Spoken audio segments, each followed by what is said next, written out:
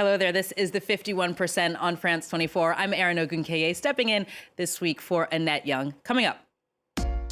Amid a surge in femicides and other forms of gender-based violence, women in Kenya take matters into their own hands, dozens enrolling in self-defense classes. The Kenyan government, meanwhile, unveiling a task force to combat gender-based violence, though it's already failed to convince feminist activists. I'll speak to Professor Awino Okech, Professor of Feminist and Security Studies, for more shortly. And France 24 takes a look at the work of French artist Prune Nori, whose latest exhibition, Venus, elevates the female body to goddess status, but not just for aesthetics. Her celebration of women's bodies also serving as a tool to overcome trauma. But first then, according to local investigative media outlets, 2024 was among the deadliest years on record for women in Kenya. At least 170 women were murdered by men, and this despite growing public outcry, which saw tens of thousands take to the streets in protest. Well, in the absence of meaningful, effective government action, women are taking matters into their own hands, not only through grassroots activism, but also by enrolling in self-defense classes. Charlie James has the story. Inside a church in Nairobi, these senior women are training to fight back. The self-defense class was started by an American couple nearly 25 years ago after several women were murdered in the neighborhood. They were capturing old women here in Korogocho.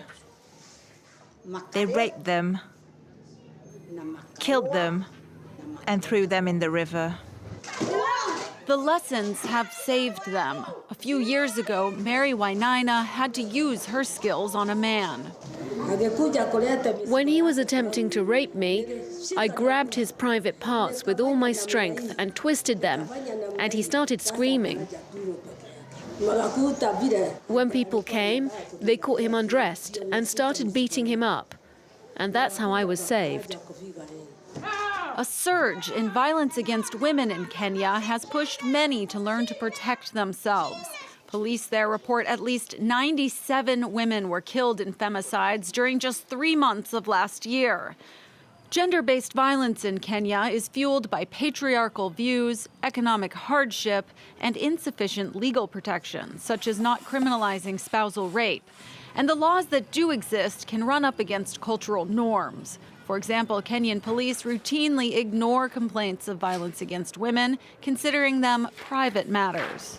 We have good laws, but implementation is a different game altogether. One of the changes we would like to see definitely is on the investigation level, on how they are handled and how they collect evidence. Kenyan authorities say the state takes femicide seriously, but activists say they see few signs of progress. Well, President William Ruto's government has responded to public outcry with a series of commitments, but numerous high-profile killings since last year's massive protests, including that of Olympic athlete Rebecca Cheptegei, suggest that little meaningful action has been taken. For more on this, Professor Awino Okech joins us on the program. She is the founder and director of the Feminist Centre for Racial Justice, and she's also a professor of feminist and security studies at SOAS University of London. Thank you so much for joining us today, Professor. So in response to the wave of femicides that we saw in that report there, the Kenyan government set up what it chose to call a technical working group on gender-based violence. Why do you think the government has avoided using the word femicide, and what consequence might this have on the ability to confront these crimes? I think it's my position that avoiding using the word femicide is a way to avoid dealing with the specific issue of the fact that women are being killed for being women, because that is what femicide is about. It is the murder of women largely because of their gender, not because of anything else. To sort of spread this out and talk about gender violence, gender-based violence, which covers a whole range of other forms of violence, will obfuscate the specificity of the violence that we are talking about. So the government had made, even prior to this task force, had made several other pledges over the past couple of years. They said that they would set up a police force for femicide cases, fast-track judicial proceedings in cases of violence against women, and also offer more financial support for shelters housing survivors of gender-based violence. Has the government followed through on any of those proposals? I think it's important to recognize that the historical work that women's rights organizations have done in relation to trying to improve reporting, particularly with the police, is something that we must underscore. And that the lessons from that show that setting up a specific police force to deal with femicide is not necessarily the answer. You need to be able to walk into any police station and have anyone who has the capacity from a policing perspective to respond to the issue. The second thing is that evidence shows that no funding has gone so far towards shelters, those run by civil society organizations. There have been conversations about streamlining the ways in which shelters are run across the country. Many of them are not run by government. They're run by civil society organizations. And there isn't an overarching framework that guides how these shelters are operating. Policies, again, but following up on the implementation of those policies has not necessarily occurred. And we did indeed, Professor, hear the lawyer in that report there say precisely that. Now, nearly 100 women were killed between the months of August and October alone in 2024, making that year amongst the deadliest on record for Kenyan women. Why is gender-based violence seemingly getting worse? Or in your view, is it getting worse, or is it just that reporting is getting better? I think in the absence of an effective database for collecting this information, my position would be that the work that feminists have done to raise the profile of conversations on femicide in the country has led to more visibility on the murders of women. And so what we are seeing in terms of a rise in cases, in my view, in the absence of a proper data management system, would, for me, connect to the question of a higher profiling of the issue and the fact that more people are becoming aware and there's more tracking, even by the media, of these murders. As a final question for you, Professor, you've spent a lot of time doing research on these topics for many, many years. Is there anything that you think is missing from the conversation about violence against women and femicide in Kenya or in Africa at large? I think three things in this regard, and I will turn to Kenya. I think the fact that people seem rather confused as to the sources of femicide is, for me, rather bizarre. So the assertion that the task force is the thing that is going to discover what it is that's leading to the murder of women is ridiculous, because feminists have been telling us this for a long time. Feminist activists and researchers have been telling us this for a long time. Listen to them, read what they've been writing, and use that as a basis for the policy positions.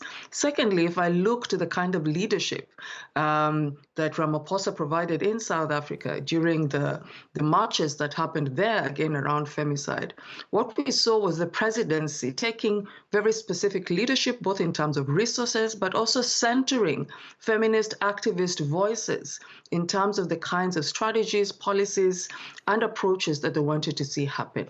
Can we argue that that has done exactly what it needed to do? No. South African activists might have a different position in that. But the leadership that the president provided, the listening that he did to feminist activists in terms of their positions, and the resources that he directed to this work is absolutely critical. The president of Kenya comes out and says that femicide is a question that is important and must be dealt with very seriously. A few weeks later, when feminists are protesting during 16 days of violence, 16 days of activism against gender-based violence, the police attacks peaceful protesters. So are you really serious about dealing with questions of femicide if the very institutions that are designed to protect women are enacting violence on those women? We indeed know now more than ever that leadership does indeed matter. Professor Awino Okech, thank you so much for joining us on the 51% today. Thank you. Well, the female form has always been a subject for artists from prehistoric times to the present day, carved from wood, painted on canvas, and beamed onto our screens. Well, French artist Prune Nori is continuing in that long tradition, sculpting women's bodies into modern-day goddesses for her latest exhibition, Venus. Olivia Salazar-Winspear and Georges Yazbek went to the Templon Gallery in Paris to find out more. Women have always been at the forefront of Prune Nourri's work. Now she's elevated them to the rank of goddess. Thanks to the life models who inspired this new show, she met them at an association helping women overcome violence and trauma. They accepted to pose for me naked above their cultural taboo or their trauma. I thought that I was, shaping sculptures, but in fact, they used very often the word reconstruction, like if through their words, their stories, we were working together to heal their trauma in a way using hands and clay. The Venus project also involves much larger pieces, which will be on display in a new metro station. It's Prune Nourri's first public commission, with sculptures that recall the Paleolithic creations of ancient civilizations. The French artist has built up a body of work that explores mythology, sacred rituals, bioethics, and more. But it's her subtle commentary on gender equality and the treatment of women and girls that really resonates in her art. A recent project took her to Nigeria, where she worked with local craftspeople to pay tribute to the young women who were kidnapped there. We tried through sculpture, in fact, to personify the absence. We invited 108 students in a giant workshop to create portraits based on the portraits of the missing girls, but also on the Ife heads from the 15th century. And their portraits was like an army of clay, 108 of them, to highlight and not forget the one who are still not back. Monumental female warriors, a giant pregnant Mother Earth. Prune Nourri creates an artistic matriarchy of sorts, a way for her to emphasize the universal experiences of women through the ages and around the world.